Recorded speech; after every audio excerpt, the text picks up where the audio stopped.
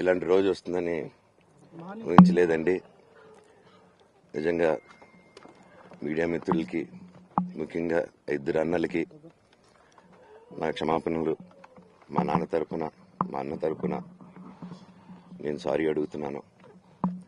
నేను నీ తమ్ముడు అనుకోండి, మీ వాడిని అనుకోండి, మీకు నీ తోడుంటాను. మీకు ఏదున్నా నాకు ఫోన్ చేసేదండి. నేను ఎప్పుడు ఒక్క కాల్ దూరంలోనే ఉంటాను. I will always be there to support you and your family. And I'm sorry, నా కోసం సపోర్ట్ చేసేదానికి వచ్చి మీకు ఇలా జరగడం నాకు చాలా బాధగా ఉంది.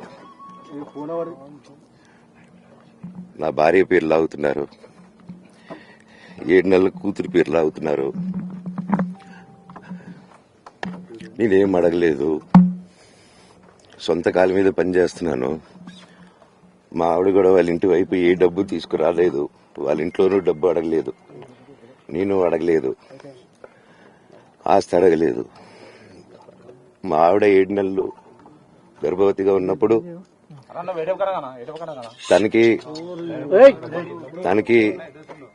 7 నెలలు ఉన్నప్పుడు మా అంకుల్ వాళ్ళు ప్రతి ఒక్కరూ 7 నెలలు కాదు 7 నెలలు తను ప్రెగ్నెంట్ గా ఉన్నప్పుడు మా అంకులు విజయవాడలో ఉంటారు. అండ్ ఇక్కడ కొంతమంది అంకుల్ నాన్నగారు బాగా క్లోజు. మనోజ్, నువ్వు ఎన్నో సంవత్సరాలు ఇంటి బయటగా ఉన్నావు, నీ సొంతంగా ఉన్నావు. మీ నాన్నగారు అమ్మగారు ఒకరే ఉన్నారు. మీ అన్న ఏమో దుబాయ్కి షిఫ్ట్ అయిపోయాడు ఫ్యామిలీతో. మీ వైఫ్ ప్రెగ్నెంట్ గా ఉంది, తనకి తల్లిదండ్రులు లేరు. తనకి ఇప్పుడు మీ అమ్మ అవసరం ఉంది, పెద్దోళ్ళు అవసరం ఉంది. నువ్వు అక్కడే ఎలా చూసుకుంటావు అంటే, నాకు ఆ రోజు మా భార్య కూడా ఒకసారి వాళ్ళు అన్ని చెప్తున్నారు కదా, ఎందుకండి ఒకసారి వినండి అంటే, సరేమ్మా నీకోసం వస్తాను అని చెప్పి మళ్ళీ తిరిగి రావడం జరిగింది. అండ్ నేను ఈరోజు నా గురించి ఆరోపణలు వేస్తున్నారంటే అది నేనేం చెప్పలేను. ఓన్లీ మీకు ఆధారాలు మాత్రమే చూపించగలుగుతాను. ఇప్పుడు వాళ్ళు చెప్పి నేను చెప్పి ఇది కరెక్ట్ కాదండి. నేను ఎప్పటి నుంచో కూర్చొని మాట్లాడదాం అంటున్నాను.